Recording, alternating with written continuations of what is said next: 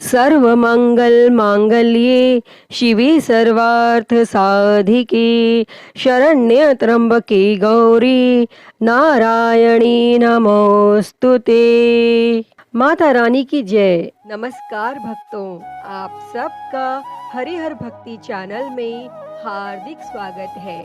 आप सभी पर हरि और हर की कृपा सदैव बनी रहे। प्रिय भक्तों, आप सभी को मासिक दुर्गा अष्टमी की बहुत बहुत शुभकामनाएं।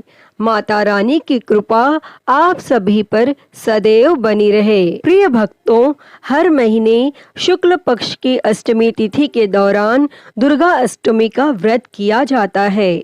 इस दिन श्रद्धालु दुर्गा माता की पूजा करते हैं और उनके लिए पूरे दिन का व्रत करते हैं। मुख्य दुर्गा अष्टमी, जिसे महाअष्टमी कहते हैं, वह आश्विन माह में 9 दिन की शारदीय नवरात्रि उत्सव के दौरान पड़ती है और संस्कृत की भाषा में दुर्गा शब्द का अर्थ होता है अपराजित, अर्थात जो किसी से भी कभी पराजित नहीं हो, और अष्टमी का अर्थ होता है 8वां दिन। इस अष्टमी के दौरान महिषासुर नामक राक्षस पर देवी दुर्गा ने जीत हासिल की थी और इस दिन देवी ने अपने भयानक और रौद्र रूप को धारण किया था। इसीलिए इस दिन को देवी भद्रकाली के रूप में भी मनाया जाता है।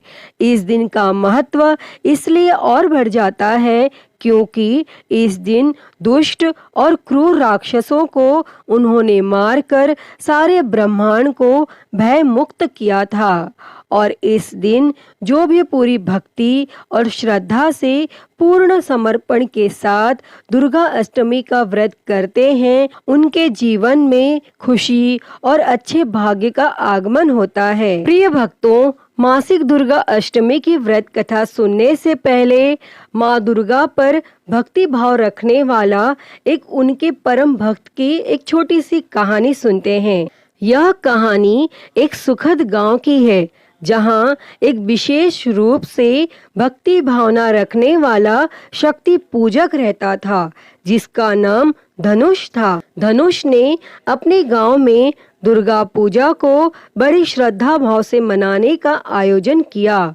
उसने अपनी पूरी संपत्ति से इस पूजा की व्यवस्था की और सभी गांव वालों को आमंत्रित किया। और दुर्गा अष्टमी के दिन धनुष ने माँ दुर्गा को विशेष रूप से आमंत्रित किया और उनसे अपने गांव और उसके लोगों की रक्षा करने का वचन लिया।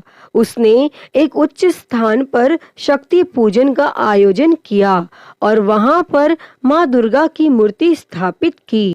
धनुष ने समुद्र से प्राप्त किए गए सुंदर रत्नों से संजीवनी अभिषेक किया और माँ की कृपा के लिए प्रार्थना की। और माँ दुर्गा ने धनुष की भक्ति को प्रसन्नता से स्वीकार किया और उसको आशीर्वाद दिया। और उसी समय गांव में आक्रमणकारी राक्षस बुरी शक्तियों ने आक्रमण किया और धनुष ने अपनी शक्ति का दिखावा करते हुए माँ दुर्गा की कृपा से उन्हें पराजित किया।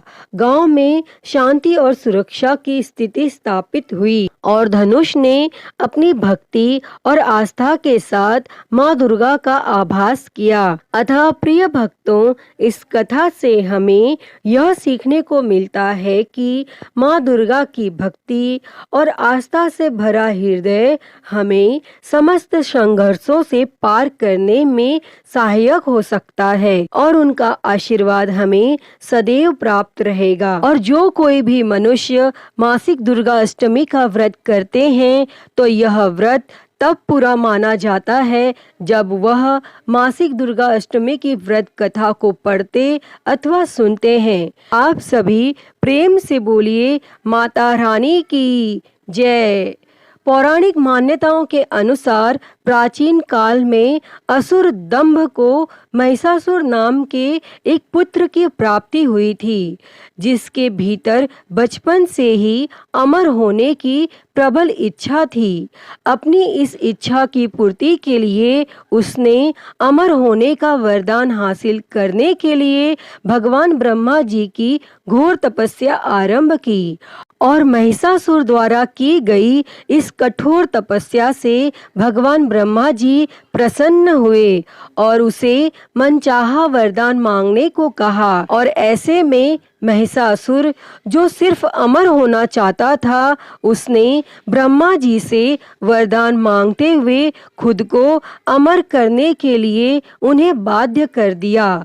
परंतु भगवान ब्रह्मा जी ने महिषासुर को अमरता का वरदान देने की बात यह कहते हुए टाल दी कि जन्म के बाद मृत्यु और मृत्यु के बाद जन्म निश्चित है, इसीलिए अमरता जैसी किसी बात का कोई अस्तित्व नहीं है। और जिसके बाद भगवान ब्रह्मा जी की बात सुनकर महिषासुर ने उनसे एक अन्य वरदान मांगने की इच्छा जताई और कहा कि ठीक है स्वामी, यदि मृत्यु होना तय है तो मुझे ऐसा वरदान दे दीजिए कि मेरी मृत्यु किसी स्त्री के हाथ से ही हो। इसके अलावा अन्य कोई दैत्य, मानव या देवता कोई भी मेरा वध ना कर पाए। और फिर उसके बाद ब्रह्मा जी ने महिषासुर को दूसरा वरदान दे दिया और भगवान ब्रह्मा जी द्वारा वरदान प्राप्त करते ही महिषासुर अहंकार से अंधा हो गया और इसके साथ ही बढ़ गया उसका अन्याय। मौत के भय से मुक्त होकर उसने अपनी सेना के साथ पृथ्वी लोक पर आक्रमण कर दिया। इससे धरती पर चारों तरफ से तबाही मच गई। उसके बल के आगे समस्त जीवों और प्राणियों को नतमस्तक होना ही पड़ा, जिसके बाद पृथ्वी और पाताल को अपने अधीन करने के बाद अहंकारी महिषासुर ने इंद्रलोक पर भी आक्रमण कर दिया, जिसमें महिषासुर ने इंद्रदेव को पराजित कर स्वर्ग पर भी कब्जा कर लिया। और महिषासुर से परेशान होकर सभी देवी देवता त्रिदेवों अर्थात भगवान महादेव, भगवान ब्रह्मा और भगवान विष्णु के पास सहायता मांगने पहुँचे। इस पर भगवान विष्णु जी ने उसके अंत के लिए देवी शक्ति के निर्माण की सलाह दी, जिसके बाद सभी देवताओं ने मिलकर देवी शक्ति को सहायता के लिए पुकारा।